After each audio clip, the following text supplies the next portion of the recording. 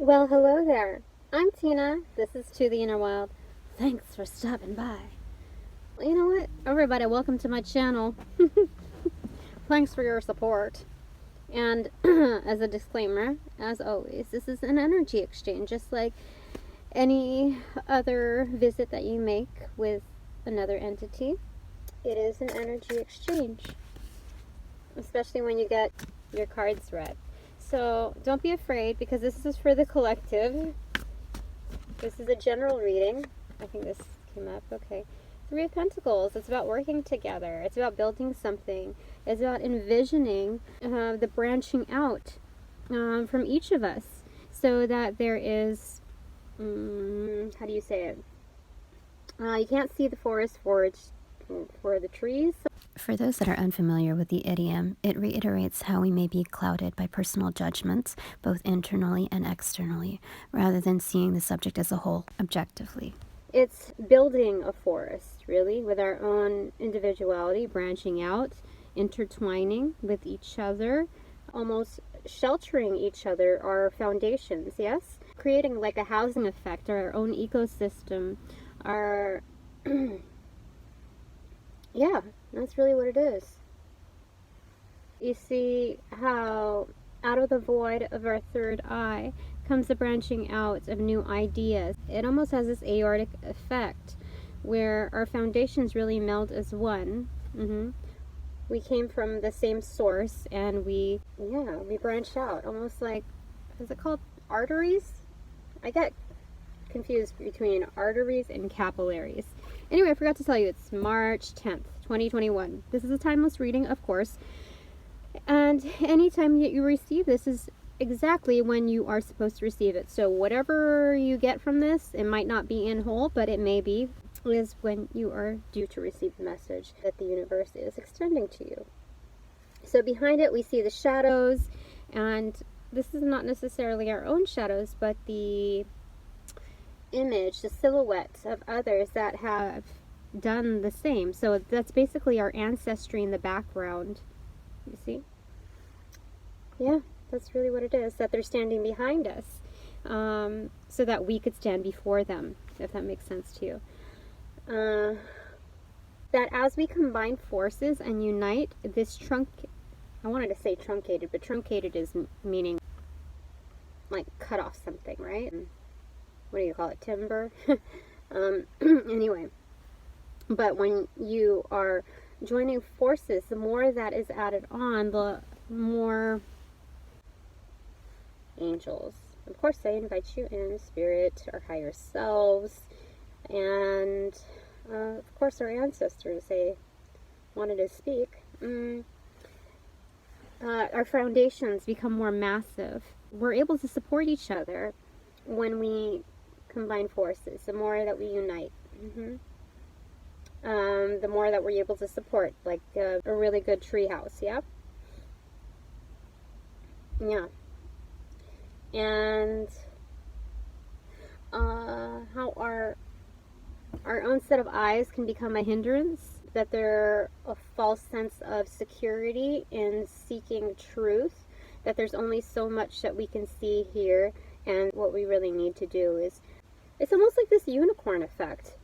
When we're seeing from our third eye, when we're using our capabilities and seeing beyond the context of visual language. Yeah. Definitely. I know we have to reconnect with our heart. You see, it's almost like a pledge of allegiance, this commitment to your heart chakra. Yeah, and when they're doing that, the intertwining of the limbs, you see, they're almost like holding hands. This is almost like a child. Oh yeah, that is. Yeah, center point. What else do we want to say about this? Three of Pentacles. Yeah, and sometimes it's also a surrender. The idea of having no limbs, and it's just a branching out, that we can still branch out with the concept of having that surrender. And this inner child, it does have the limbs, but expressing the surrender to those you can trust, to those that actually put you in the middle, put you center point. This is almost like the pinnacle version of togetherness, yeah? When you put something between two forces, you are creating a barrier, a protective barrier, almost like a buffer zone before any other entity gets to this. Oh, interesting, the coloring of this and this, huh? I just randomly got these cards. I like the abstract reading that came from something so simple in animated form. It spoke to me quickly, I felt. Yeah. Very nice. Is there anything else from this that we want to convey? I think that's just about that. So this is going to be our header card. Okay, it's 6:53 on the clock. Very nice, everybody. Okay, I guess it's all mixed up. You see, it's like, it's mostly in upside down reversal. Okay, I'm going to try to do it. Oh, bottom of the deck is Magician.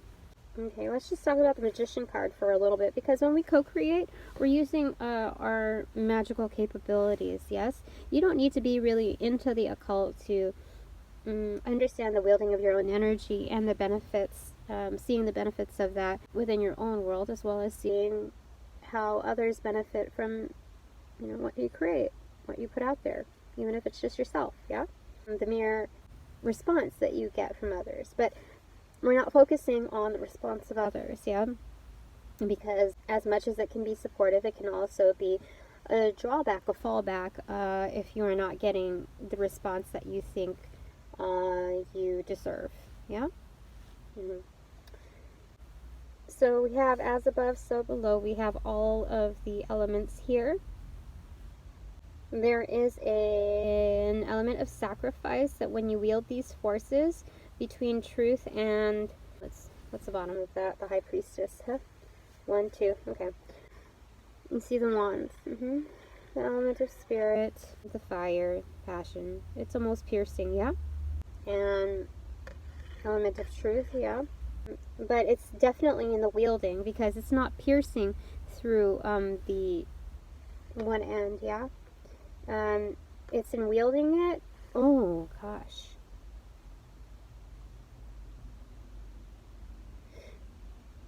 I get the idea that, because first I thought it was the ultimate piercing, because you see this blood, right? That has to come from here. So I get the idea that it's more about the responsibility of the wielding, that as you take greater hold of your resources, I think the discernment, and when you take responsibility for the discernment of your resources, the filtering out of what you digest, what you consume, that this world offers to us blatantly, what we're fed, as well as what's out there that we're really reaching for, that has yet to be written in the books, yeah? What we're trying to understand. So I think there's a concept of sacrifice in that naturally there's a bleeding out. But there's a lot to this, okay? I don't know where to start. Angels, can you help me out here? Because what this depicts here is the ace of all resources. Oh, and how it's sandwiched in between. Do you see that? Yeah? So there's a surrendering. Yeah, because this interpretation here is carried over to here. That this is like precious cargo in the middle, as well as this, what we have within our own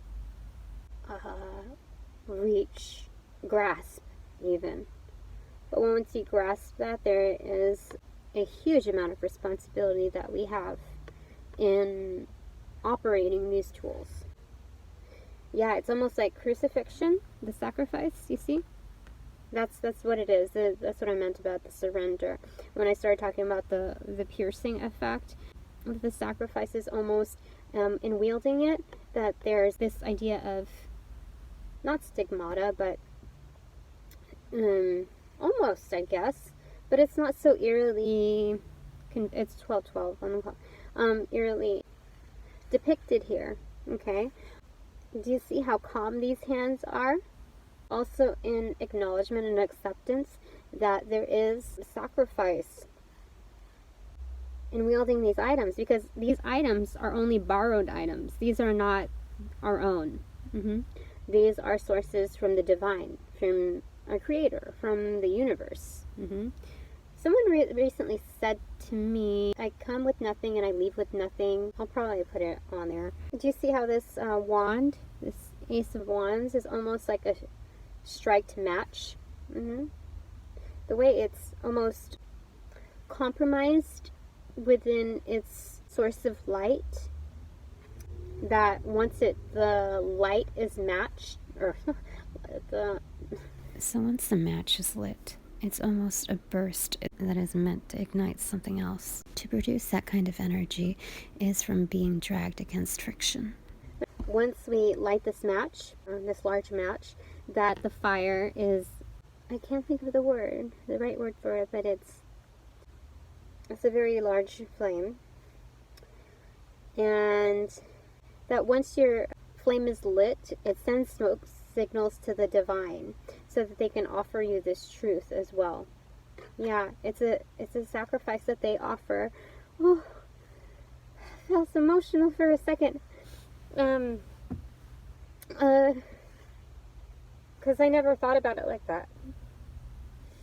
It's union of the divine, working together. Whew. Okay.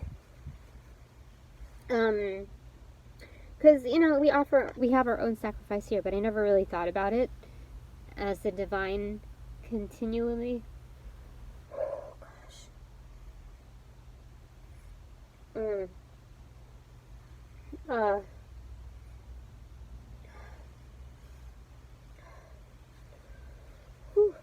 Gosh, sometimes it happens, You know what I used to do when I would get upset, I think, in my car and just like have a break? I would turn on the AC and I would sit in front of the AC with the wind blowing so I could dry up everything before it came down. And yeah, it's funny. Anyway, but the idea, I'm just very touched by it, that the divine continuously sacrifices their hand in extending the truth to us. It's a sacrifice from the divine because they offer their time and resources for our growth. They are entrusting us with the power of knowledge, knowing we have our own free will to decide what we want to do with it. Will we abuse it, lose it, or make proper use of it? It's almost like a patty cake, like a low five almost, right? With these sources, that they can't do that unless there's a hand to receive, yeah? The hand outstretched first. So we make that first step forward. And what hand is this? It's the right hand, yeah. Yeah, being like the right hand man of the divine. And being able to wield these sources. I thought it was going to be the left hand because the left hand is receiving, but contrary to popular belief and the norm, this is the right hand. So I think that's what it's conveying, the right hand man of the divine within us, meeting with the divine in the middle, yeah, with source, yeah. That it's a continual, it's not just a one-time effort, not just a parable that we need to learn from, a historic parable, but something that continually happens on a day-to-day basis. That this is a miraculous event constantly in the making, so long as we are extending our own, within our own sacrifices, yeah? Okay, so it has the wands, the cups, the swords. What else is there? Goodness. Okay. Fire, water. Okay, that's pentacles, so that's earth, yeah. Earth, yeah. So we have the wheat, the abundance. Yeah, it's almost like flames, yeah? And the wheat that's coming out. the Pentacles is also depicted as the sun, which is the brightest star, yeah? So there's something here. It's almost like playing ball too. That wasn't this is a good, these cards, I forget what they're called, but it's almost like playing ball. It's this balance of, I get the Two of Pentacles here, but it's singular. It's almost like the cellular structure, 1818 on the clock, like it's a melding. The download of imagery provided was transiting from the balance of the Two Pentacles to the singular form depicted as a sun. This is manifested via vesica piscis, which is the primary building block to the seed or flower of life structure. It unites forms from its congruencies, so the mirroring effect of harmonization bonds each entity, thus co-creating within the organic reliance of interdependence. It's the physical manifestation of trust in the divine within and beyond ourselves. When we look further, the flower of life, or a rosette, is also referred to as the sun. Thus, you are a divine being, a co-creative force that embodies solar energy, which means that each of you has the capabilities of becoming a powerful manifester, as intended. A cohesive bond. The two are balanced, and the Two of Pentacles are balanced into one. They're so balanced that they're almost mirrored and cohesive, that they're able to combine forces. Oh my gosh. So it's that center point. When you work with energy and Reiki, I know I have healing hands, I know that for sure, but as far as formal Reiki, I haven't done that yet. But the energy between the hands, it's being able to wield without physically holding something. That's real magic, yeah? You can see this in your more practical life. You're magical too. You can figure that out, what your magic is, something that you can create and wield without physically holding, yeah? Yeah, it's an energy that you can play with, but not necessarily toy with. It's not irresponsible, yeah? What else do we want to say here, huh? That there's almost a baptismal effect in this sacrifice for us, because that's what the love of the divine offers us. This relief, this quenching, yeah? This cleansing, yeah? And as we light our flame, also, we're also cleansing the spiritual realm, making peace with the divine. Yeah, it's almost like a reward to the divine for your creation, that you are, how do you say it?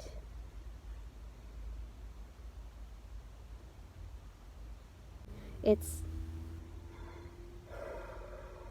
reciprocation. It's communication with the divine, like the smoke signals that we talked about, yeah? Yeah. How it covers the realm above, the horizon above. That's why you can sage or smudge, okay? Because some people say you can't use sage unless you're of American Indian descent. But there's also an aspect of, if you have deep ancestral lines towards it, or past lives to it, I would say that you're fine and safe.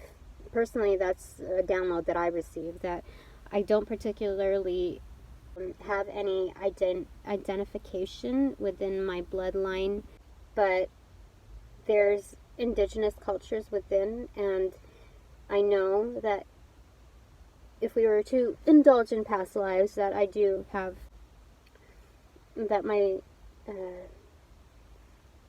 background also extends to that. So I'm not getting too hung up. I'm just conveying this to you in case there are other practitioners out there that may be worried about the particular rules of using resources. Okay, so that cleanses the spiritual realm, and the etherical realm. You know what I mean. Water as life, yes. When it comes down to the pentacle energy, definitely that it's the cleansing effect. Reciprocating, yeah? Yeah, that it's constantly in motion, because you see this? It's not necessarily waves, but there's movement here. Just as there's this is a trickling movement here. Okay, but this is, I can't think of the word, but it's this a flow, yes. I think that's it. I think that's it for that. How cool. I love it. Oh, okay, I guess that's one now. Okay, when I picked up the cards, these separated from it, so I feel like that might be a combination. But here we have the King of Pentacles. Okay, I get the impression that since I got it like this, that it could be either in reversal or upright, 24-27 on the clock. Purple and yellow. Okay, purple and yellow. I think they're morning glories. Okay, we'll have to look that up. But purple and yellow, the angelic coloring of that indicates, I learned this in doing the LBRP, that Archangel Raphael is depicted as purple and yellow, even though his or her, because they have blended energies, yeah, have green rays of healing, and usually in green robes, that there's another interpretation of purple and yellow as his robes or his wings, yeah? So that's very hard information to find if you were to look on the internet, but I found that in a couple of books that are legit. That's coming from the crown chakra. This is shadow work, I feel like. Okay. Yeah, there's a storm coming, right? Okay, this is a little crazy because I didn't realize this until editing, that the number 55 and 555 stuck out like a sore thumb. So to get you started, I'm just going to tell you what Master number 55 has in one of these books. It's Master Explorer and Creator. There's no vibration that brings change and new beginnings more than the number 55. Whether forced or unenforced, voluntary or involuntary, this cipher creates experiences that produce a new sense of direction, independence, discovery, creation, where the latter desires structure, conventionality, practicality, conformity, and tradition. This vibration craves to explore and find new and different answers to old concepts and traditions. It is a vibration that pulls anchor and points the bow of the ship in a whole new direction. The roots of our attachments get severed under this vibration, and there is massive change, in which, if we're encased in a 4 vibration, mind you, that mimics the vibration of the Emperor, it is not received well. So, this is a very odd way of depicting the King of Pentacles, because this is about taking command, your royal seat, your divine power, and being able to ground energies, making practical use of your resources. This is industry. This is Stability, abundance from discipline, a successful, hardworking person, a leader you can rely on. This role is, it's not just industrious, it's generous. He's got his head screwed on straight, but this depicts it as almost losing his mind or her mind. I feel like there's an awakening. There's something that feels torn here. It feels like ideas are slipping away. Even though there's all this abundance, that there's a sense of loss. There's an abyss here. It's darkness. Oh, shadow work. Yeah. Yeah. Why is that? There's still torment. Okay. I think this King of Pentacles is burdened, but also blessed by his creativity, or her creativity. That within this storm, within the rain, because it's not like a thunderstorm or anything like that, it's just this casual rain, so it tells me like this is the normal weather, the usual. But there's something, it feels like there's something missing. With as much as he creates, It feels like there's something missing. It's not quite the Four of Cups energy, though. It's trying to, in attempts, it's not sitting down with your arms crossed. It's in attempts to figuring out what's missing. When you're trying to figure something out, you try to take hold of it. You grasp it, yeah? It means to grasp it. Or when you're in pain, when something is physically paining you, you hold it. Remember, the things that we do not acknowledge within manifest outwardly. And by the laws of the universe, we are always confronted both by the things that escape us and the things that we deliberately escape. Let's figure out what else there is to it. Okay, so the 3 here is the Emperor, the Page of Wands, and Judgment. Judgment makes its way again in upright. What? This is a reappearance from the previous. Okay. Well, I would just say just to go there. Just to go back to that reading. We're not starting something new yet. As you see that torch? Our vision is blocked, yeah? And as far as the Emperor is concerned, 29:49 on the clock. It's about taking command. This is all the kings in one. I don't want to repeat everything from the previous reading. But because of this happening, maybe a tower event, something explosive, it's necessary destruction, okay? And the growth that it enables. Taking hold of that, the responsibility for that, knowing that some things need to be destroyed in order for bigger things to grow, better things to grow, and having the grace in holding that. You see the nails are done, but not, it conveys like this lady, like feminine quality. So we're not starting something yet because we're still trying to comprehend this, understand it, wield it with both hands. So we're pretty much consumed by the observation of it. It's almost like the Seven of Pentacles energy in waiting for something to grow, coming to fruition, that we're starting to see bits and pieces here and there. It's almost like, okay, when there's a bomb that goes off, even when you're holding something in extension, that the people that are farther away will get the, what do you call it, the after effects, will experience those little bits and pieces later too. It's the aftermath, yeah? The immediate aftermath.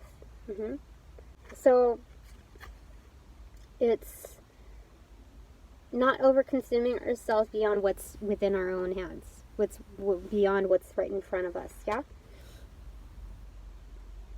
Because judgment is like, what will be, will be. It's karmic. Yeah, it's like a cause and effect. So we're not starting something just yet. We're due to, though. We're bound to, and not just as a page, a messenger of light, but also taking command as the Emperor. Noticing that, that after effect, the some things die, and some things can't breathe from the destruction. So it's letting that cloud dissipate. It's allowing the coast to clear before we can start. Because, yeah, do you see that? That's why. That's why. That's why. There's all sorts of abundance that comes from within, but there is more pain experienced in the moment rather than the hands are on this area rather than the actual abundance. So it's focused on the source rather than the results, what comes of it. So we're focusing on that here. You see that energy, this big thought cloud here? It's in reversal right now. That's 1/4, right? The King of Pentacles, 1/4. Wait, yeah, because there's 4 suits. 1/4 of this Emperor.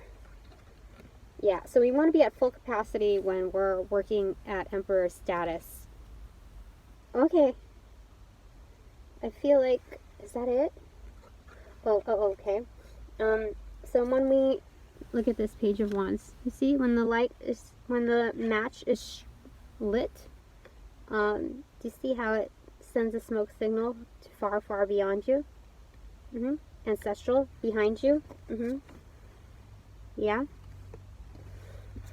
Interesting. The following day, I did a reading that extended the storyline with this Page of Wands.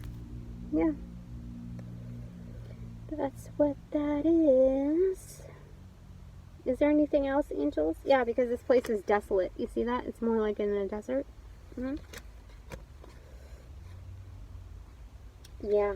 Okay, I feel like that's everything that wanted to come out here. Let me just take one last look. 35, 38. Let's go ahead and thank our angels, our higher selves, spirit, our ancestors.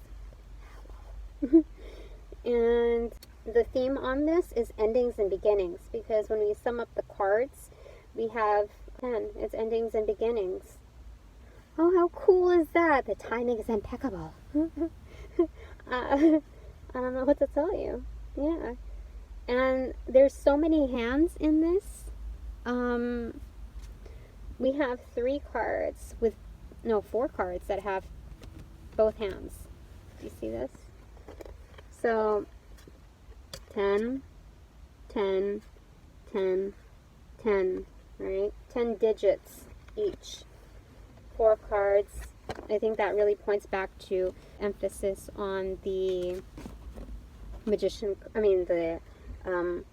Emperor card.